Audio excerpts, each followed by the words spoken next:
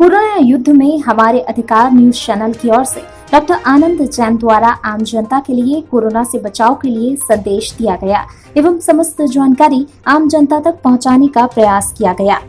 नमस्कार दोस्तों, आप देख रहे हैं हमारा अधिकार न्यूज चैनल। हमारे अधिकार न्यूज चैनल में आपका स्वागत है। आज हम आपको इस कोरोना विश्व महामारी में युद्ध में जो अपनी सेवाएं प्रदान कर रहे हैं कोरोना योद्धा, ऐसे ही शख्स से आज हम आपको मिलाना चाहते हैं जो 20 वर्षों से सेलाना और रतलाम में अपनी सेवाएं चिकित्सा सेवा प्रदान कर रहे हैं।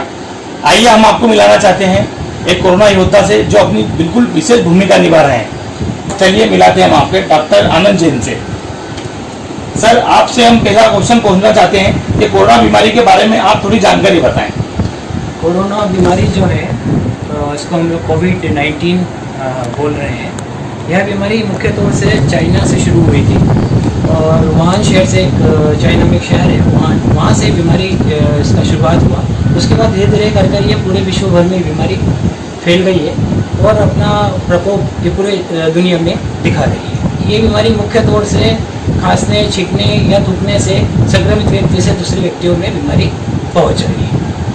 सर, इस बीमारी के मुख्य लक्षणों के बारे में कुछ बताना चाहेंगे?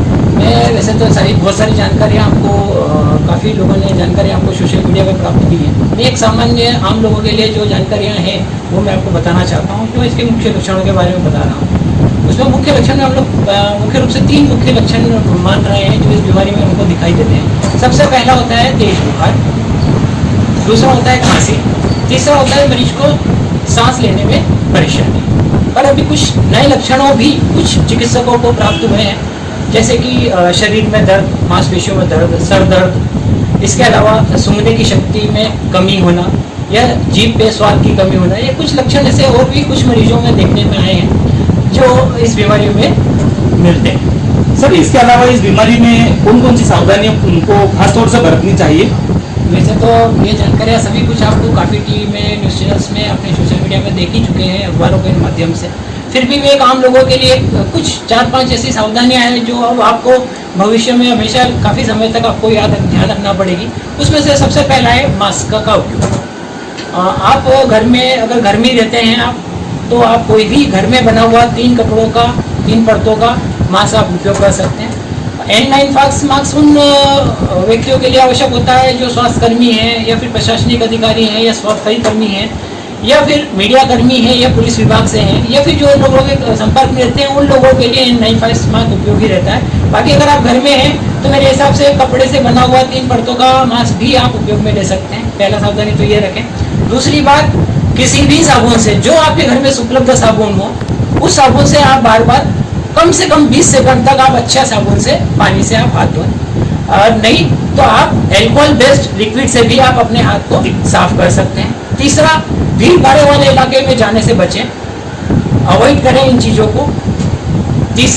चौथा पॉइंट, आप बुजुर्गों को, गर्भवती महिलाओं को, छोटे बच्चे जो 10 वर्ष से कम हैं या फिर उन लोगों को जिनको श्वसन संबंधी बीमारी हो, गुर्दे संबंधित बीमारियां हो, हृदय रोग बीमारियां हो, कैंसर हो, मधुमेह हो, उन लोगों को भी, चाहे वो किसी भी उम्र के हों, उन लोगों को भी घर से बाहर जाने न दे और उनको घर के अंदर ही लॉकडाउन रहे। सोशल डिस्टेंसिंग का पालन करें। कम से कम हर व्यक्ति एक दूसरे से कम 1 मीटर की दूरी रखें।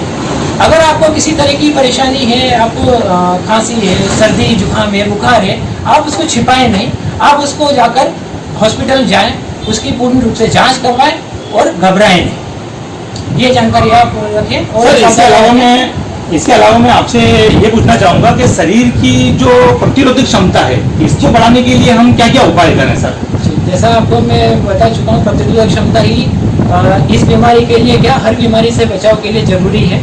प्रतिरोधक क्षमता जिन व्यक्तियों की अच्छी होती है उनको हर बीमारी होने का खतरा कम रहता है। तो इस बीमारी में भी कुछ फायदा हो सकता है अगर प्रतिरोधक क्षमता अच्छा है। प्रतिरोधक क्षमता बढ़ाने के लिए मेरा ये मानना रहता है कि सबसे पहले आप खाली पेट किसी भी तरह का कार्य न करें।